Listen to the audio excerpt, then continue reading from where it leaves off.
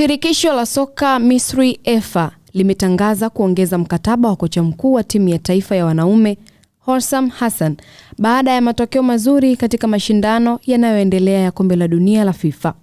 Timu hiyo inayoongozwa na Mohamed Salah ikicheza kombe la dunia kwa mara yao ya 4 tangu mwaka 2018 ikifanikiwa kuingia hatua ya 16 bora. Raisi wa EFA Hani Aborida alitangaza kuwa bodi ya chama hicho imeidhinisha kuongezwa kwa mikataba ya kocha mkuu wa timu ya taifa ya Misri Hossam Hassan na mkurugenzi wa timu Ibrahim Hassan.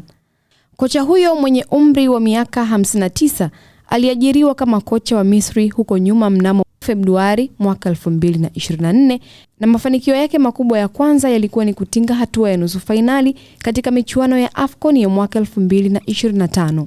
Hatua hii ya kuongeza mkataba inalenga kuendeleza mradi wa kiufundi wa timu hiyo kuelekea mashindano yajayo ikiwemo kombe la mataifa ya Afrika yani AFCON mwaka 2027 na kombe la dunia la mwaka 2030. Chini ya uongozi wake, Misri ilipata ushindi wake wa kwanza wa kombe la dunia dhidi ya New Zealand na kuiondoa Australia kwenye hatua ya 32 bora kabla ya kutolewa na mabingwa watetezi Argentina kwa mabao 3-2. Hii ni AyoTV Sports, mimi ni Gladness Joseph.